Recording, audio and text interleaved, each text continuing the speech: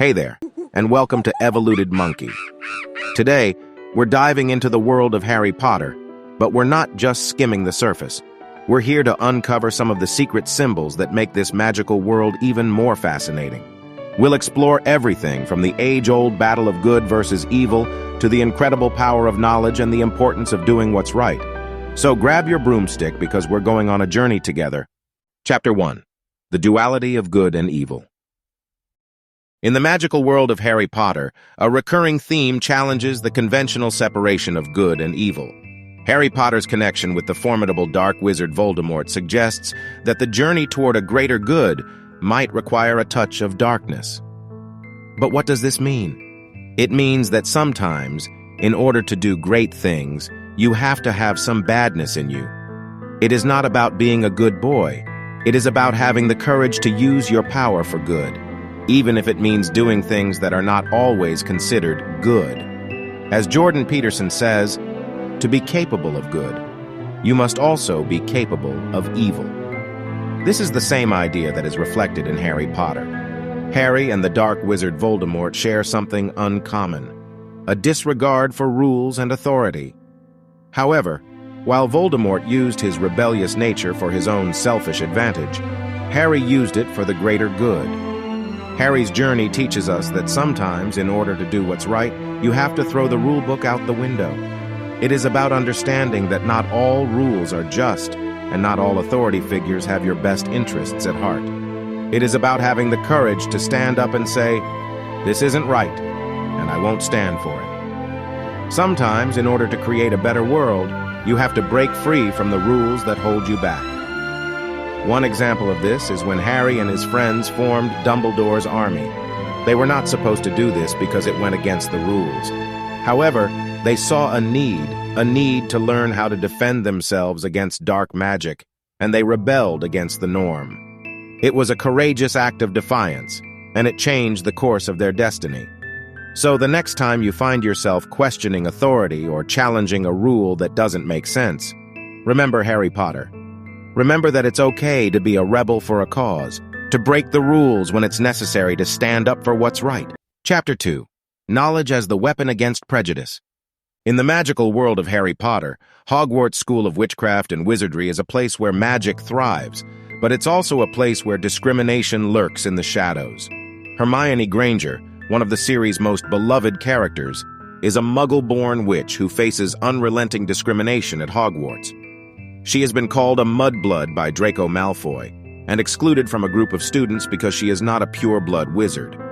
Think about the pain of being called a mudblood. It's a hurt that runs deep, like a stab in the heart. But why is it so devastating?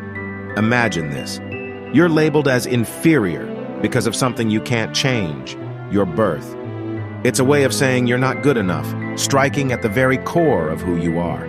The discrimination that Hermione faces is a reminder of the real-world discrimination that people of color, immigrants, and other marginalized groups face.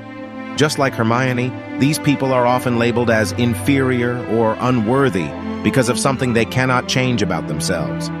This discrimination can have a devastating impact on their lives, leading to feelings of isolation, shame, and fear. But in the wizard world, Hermione didn't just sit back and take it. She fought back with all her might, and she was incredibly smart. You see, in her world, and in ours too, knowledge is the most powerful weapon against anything that tries to bring us down. This is exactly how J.K. Rowling wanted to defeat racism in her magical world, by showing that education and wisdom can conquer hatred. Maybe this teaches us something valuable. To battle inequality, we need to arm ourselves with knowledge and wisdom, just like Hermione did. Let's remember that we have the power within us to make the world a fairer, more equal place. Chapter 3. Stand up for freedom. Fear no authority. In J.K. Rowling's Harry Potter series, there's a character who is universally loathed, Professor Dolores Umbridge. She is often more hated than the infamous Lord Voldemort because she is a more relatable villain. She is a real person who could exist in our world, while Voldemort is a more fantastical villain. Umbridge's cruelty and abuse of power are also more personal and relatable than Voldemort's. We can all imagine being bullied or oppressed by someone like Umbridge, while Voldemort's evil is more abstract and distant. Umbridge's cruelty is clear in how she created the Inquisitorial Squad, a group of students who were given special powers to spy on and punish their fellow students. The Inquisitorial Squad was a symbol of Umbridge's abuse of power and her disregard for the rights of others. Umbridge looks harmless with her sweet smile and love for Pink, but she's actually really mean. She uses her important position at Hogwarts to stop students from being themselves, to hide the truth, and to make them do whatever she wants. Her way of doing things shows us how bad things can get when people in charge don't listen to others. Additionally, Umbridge used her position as High Inquisitor to ban the teaching of defense against the dark arts, a subject that she considered to be dangerous and unnecessary. This was a clear attempt to stifle creativity and individuality, as well as to prevent students from learning how to defend themselves against dark magic. In the real world, governments have also been known to prohibit their citizens from defending themselves. This is often done in the name of public safety or national security. However, it is important to remember that the right to self-defense is a fundamental human right that is essential for our safety and security. When governments take away this right, they are putting us at risk. This is a dangerous precedent, and it is one that we must resist. So next time you see someone in charge acting like Umbridge, remember her symbolism. Think about how important it is to fight back, speak up, and be strong, even when dealing with the worst kind of boss or leader. We all have the power to resist and do what's right. Chapter 4. Unmask Deception, Embrace Truth. In the popular world of Harry Potter, one character stands out as a symbol of the complexities of human nature. Severus Snape, with his dark robes, brooding demeanor, and sharp words, may initially appear to be unlikable. But beneath this tough exterior lies a profound message about the hidden pain that can reside within all of us. Snape's character represents how people can be more complicated than they appear. At first glance, we see a harsh and unfriendly person, but as we delve into his backstory, we discover layers of suffering and sorrow. Snape's hidden pain is deeply rooted in his past, especially in his unrequited love for Lily Potter, Harry's mother.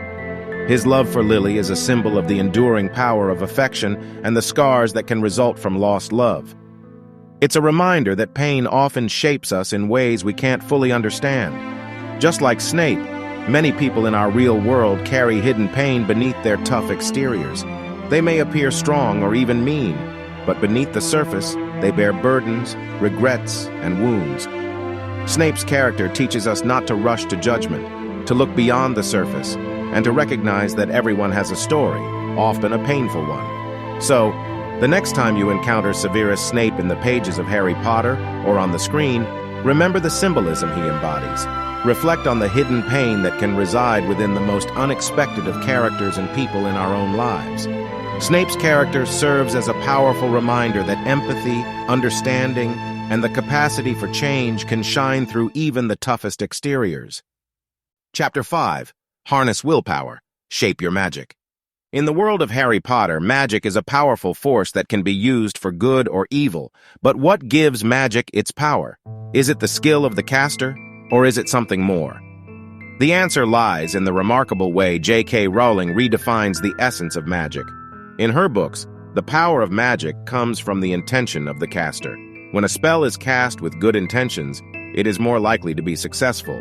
But when a spell is cast with bad intentions, it can be very dangerous.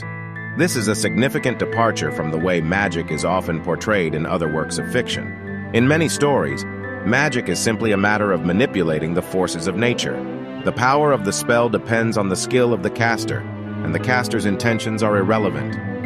However, in the Harry Potter series, magic is more than just a matter of skill. It is also a matter of intention. The power of a spell depends on the caster's desire to do good, and their willingness to put their own power behind that desire. Take the Patronus Charm, for instance.